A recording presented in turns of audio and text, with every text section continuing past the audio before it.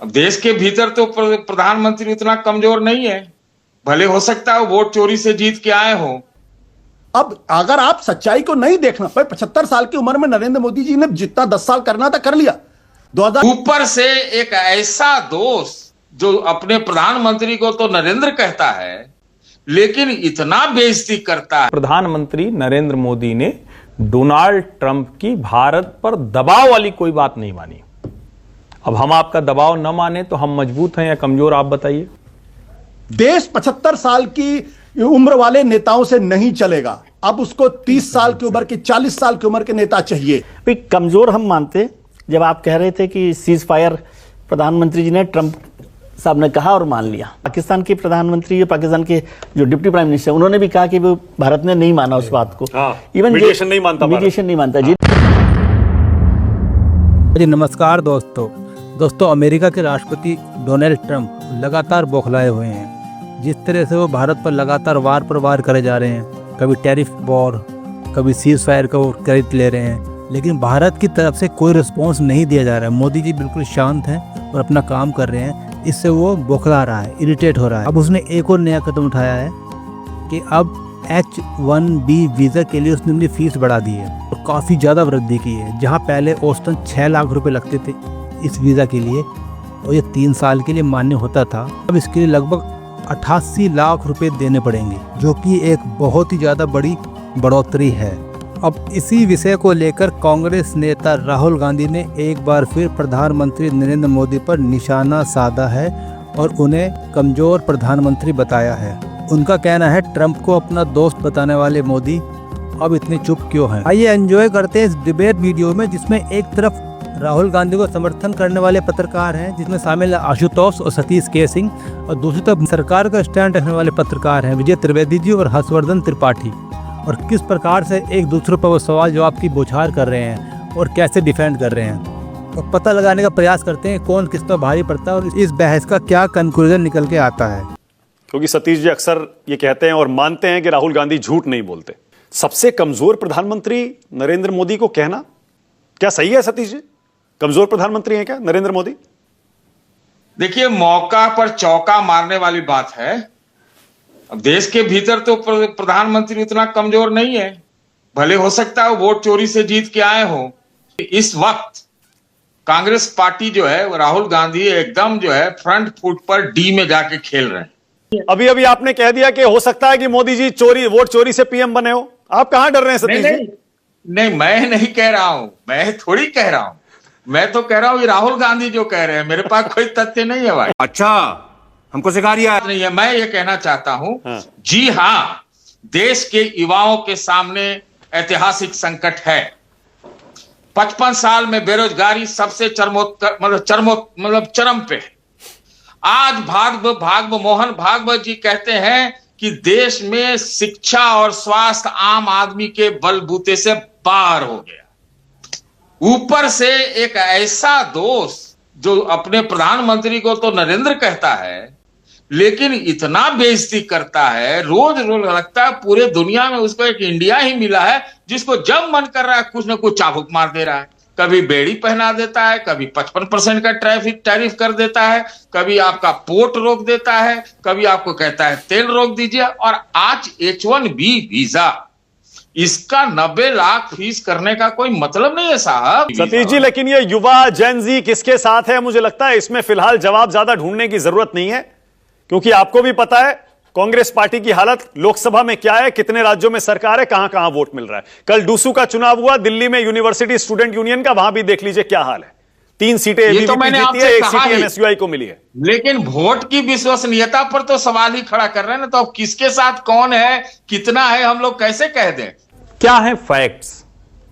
Fact ये है कि प्रधानमंत्री नरेंद्र मोदी ने डोनाल्ड ट्रंप की भारत पर दबाव वाली कोई बात नहीं मानी।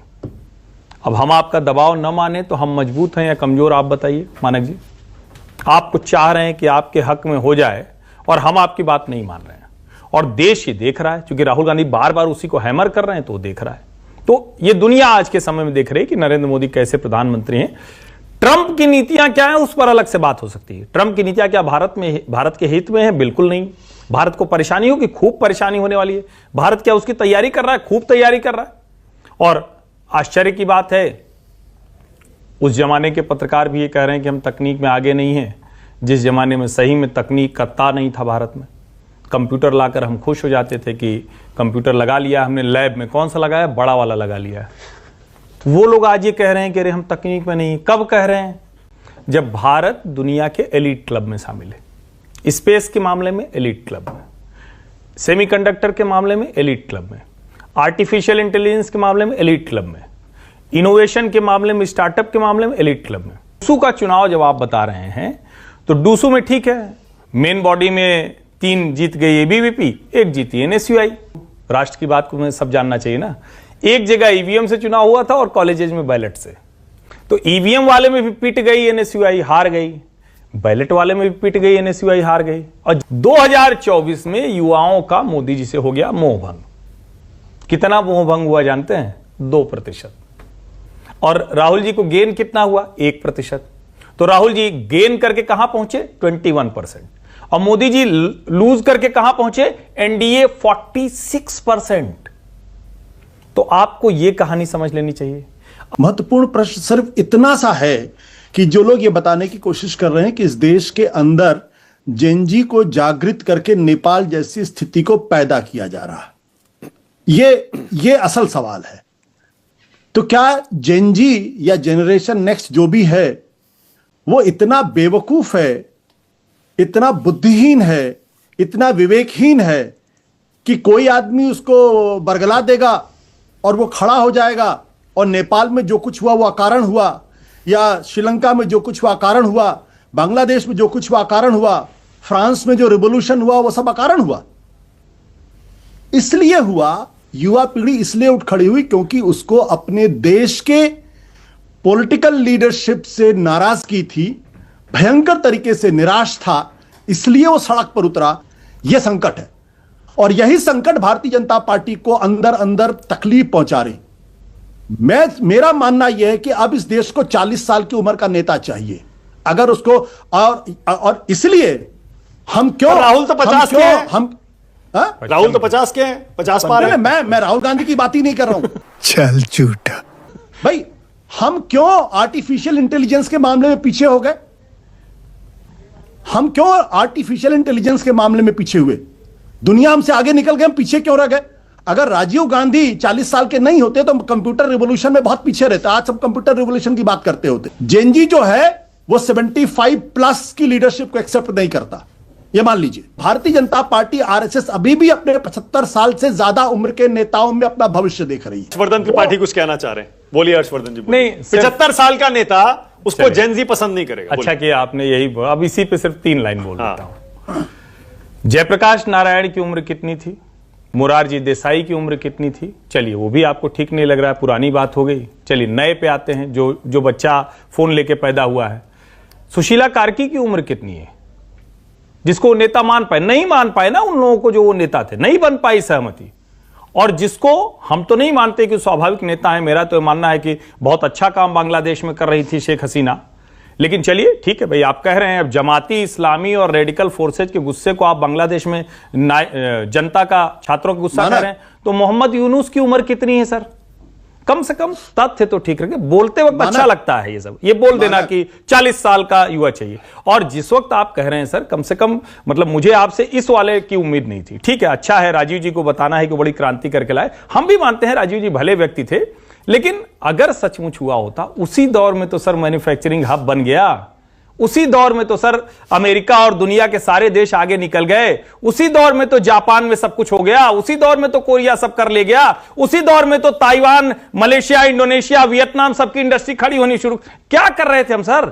हमारे देश का नेतृत्व कुछ नहीं कर पाया, सिर्फ बाहर से कंप्यूटर लाकर कहा कि हमने कंप्यूटर ला दिया, दे दिया। दे क्या दिया भाई? ये तो कमाल हो गया। 75 साल की उम्र में नरेंद्र मोदी जी ने जितना 10 साल करना था कर लिया। 2014 में तो मेक इन इंडिया की बात कर रहे थे, कहां गया हिंदुस्तान का मैन्युफैक्चरिंग सेक्टर? क्यों आपको चीन के पास जाना पड़ रहा? उस चीन के पास जाना पड़ रहा जिसने पाकिस्तान के साथ मिलकर हमारे देश पर हमला करवाया। इतनी ह्यूमिलिएटिंग, इतनी अपमानजनक स्थिति भारत ने कभी सोची थी? आज आप चीन के पास गए। कल क्या अमेरिका, आप जिस तरीके से आपके साथ व्यवहार करा भारत के प्रधानमंत्री के साथ, चीन ने जिस तरीके से आपको निगोशिएटिंग टेबल पर लाने के लिए मजबूर कर दिया, आपको मालूम है। और राजीव गांधी को और इंदिरा गांधी को गाली देना सबसे आसान काम है। दरअसल आज जो भारतीय जनता पार्टी सत्ता के अंदर है वो इसलिए है क्योंकि जो लोकतंत्र की नींव जवाहरलाल नेहरू ने डाली थी, अगर वही नींव नहीं डाली होती तो हिंदुस्तान भी पाकिस्तान के रास्ते पे होता या बांग्लादेश के रास्ते पे होता। की समस्या है कि आप नेहरू जी को मानते हैं कि नेहरू जी ने देश बनाया। हम में से किसी ने गाली नहीं दी। मैं ही अभी तक बोला, मैंने तो गाली नहीं दी इंदिरा जी और राजीव जी को, लेकिन आपने कहा कि इंदिरा जी और राजीव जी को गाली देना, ये कब तक एक परिवार के चरणों में देश को समर्पित करने की आदत रहेगी? और हम लोग कैसे कर सकते हैं? हमने कब कहा कि नेहरू जी देश के प्रथम प्रधानमंत्री थे, उन्होंने जो जो उस वक्त संभव था वो किया? किसने नहीं कहा? आप ये चाहते हैं कि ये नैरेटिव बने, आप ये चाहते हैं कि इंदिरा और राजीव को लोग कुछ कहें। क्यों कहें भाई? लेकिन सवाल एक कंपैरिजन होगा ना। आप इंडस्ट्रियल रेवोल्यूशन में पीछे छूट गए और आप कह रहे हैं कि नहीं हमने तो बड़ा कमाल किया, और आप फैक्चुअली रॉन्ग हैं। कहां गया भारत, कहां गया मैन्युफैक्चरिंग के मामले में चाइना के पास? ऐसा फैक्ट नहीं रखना चाहिए जो गलत है। भारत की मैन्युफैक्चरिंग लाइन पहले से बेहतर हुई है। कंपनियां पीएलआई के तहत लैपटॉप से लेकर कंप्यूटर से लेकर मोबाइल स्क्रीन से लेकर चिप तक बना रही। हम कितना पहुंचे इस पर बात हो सकती है। और क्या 10 साल में जो पिछले 60 साल की ग्रोथ थी उससे हम उस कंपैरिजन में और पढ़ना चाहिए था? इस पर आप डिबेट कर सकते हैं। देखिए मानक जी, पूर्वाग्रह तो उन लोगों का जो अपने आप को निष्पक्ष पत्रकार कहते हैं, जो सुबह से शाम तक सिर्फ सरकार के साथ खड़े रहते हैं। मुझे किसी के सर्टिफिकेट की जरूरत नहीं है। चली ना। महत्वपूर्ण सवाल क्या है, जरा पिछले 11 साल के अंदर देश की आर्थिक स्थिति क्या थी, इसका एक अच्छे से अन्वेषण कर लेते हैं हम लोग। किसी भी एक इंडिया की बात तो 2014 में की थी। 2014 में ये कहा था कि हमारा बताइए, आंकड़ा लेके आइए, 17% से बिना तैयारी के भी आप बात करते नहीं, कमजोर प्रधानमंत्री को मैं इस बात से सहमत नहीं हूं कि क्यों कमजोर प्रधानमंत्री कह दिया और मजबूत कह दिया। इससे कोई फर्क नहीं पड़ रहा। आपका अपना परसेप्शन है, आप किसको कैसे मान रहे हैं। ट्रंप साहब की सीज फायर की बात को नहीं माना, ट्रंप साहब के ट्रंप टैरिफ को नहीं माना, और चीजों को नहीं माना, चीन की तमाम नीतियों को नहीं माना। ये सब भी तो हो सकता है। तो ये कमजोरी की बजाय मजबूती का पक्ष भी हो सकता है उनका। भाई कमजोर हम मानते जब आप कह रहे थे कि सीज फायर प्रधानमंत्री जी ने ट्रंप साहब ने कहा और मान लिया। ऐसा होता फिर अब हमने कहा, फिर उसके बाद पाकिस्तान के प्रधानमंत्री, पाकिस्तान के जो डिप्टी प्राइम मिनिस्टर, उन्होंने भी कहा कि वो भारत ने नहीं माना उस बात को। इवन मीडिएशन नहीं मानता। जेडी वेंस ने भी कहा। ट्रंप का जो टैरिफ है उससे हम संकट में आ गए। मतलब एक क्राइसिस तो है ना हमारे लिए। मैं इससे नहीं मानता कि ये कोई क्राइसिस नहीं, हमारे लिए क्राइसिस है, लेकिन हमने उस शर्त को नहीं माना। और अब जो स्थितियां लग रही हैं उसमें वो शायद पेनल्टी को हटाने की तरफ बढ़ रहा है ट्रंप साहब। वो आए, अमेरिकी अधिकारी आए हुए हैं, सुन रहे हैं पीयूष गोयल अमेरिका जा रहे हैं। हाँ, और खुद ट्रंप साहब भी आने वाले हैं। और जो विदेश नीति है ना वो कैसे चलती है, जो आपने कहा वो बिल्कुल ठीक कहा कि चीन भी हमें दुश्मन मानता था, हम भी चीन को दुश्मन मानते थे। लेकिन क्या दुश्मन मानकर हम बैठ जाएंगे कि अब नहीं करेंगे बात? चीन ने भी तो मान लिया ना। चीन तो अपने आप को ज्यादा ताकतवर मानता है। तो यदि ईगो के हिसाब से देखें तो चीन का बड़ा ईगो होना चाहिए कि हम तो बड़े देश है। बातों को, और विदेश नीति ऐसे ही चलती है, कंटिन्यूटी विद चेंज। अड़ने की बजाय ये तो मूर्खता होती है, डिप्लोमेसी नहीं होती है। ठीक बात। डिप्लोमेट जो है ना कभी अड़ते नहीं है, जिसमें कहा जाता है ना कि डिप्लोमेसी में नो शब्द कभी होता ही नहीं है। यस का मतलब मे बी का मतलब नो, इसके आगे नहीं होता। तो और चीन के साथ खड़े हुए एससीओ में पुतिन, चीन प्रधानमंत्री और शी जिनपिंग, तो राष्ट्रपति जी बहुत परेशान हुए ट्रंप साहब। हाँ, हमने खो दिया, हिंदुस्तान को खो दिया, रशिया को खो दिया। और फिर उसके बाद ही उनका जो पूरा माहौल बदला है, फिर बदल गए कि वो जो टेरिफिक प्राइम मिनिस्टर मेरे दोस्त फिर फोन कर रहे हैं। ये सारी बात है। तो वो दोनों बातों को उसी तरह से सापेक्ष देखना चाहिए।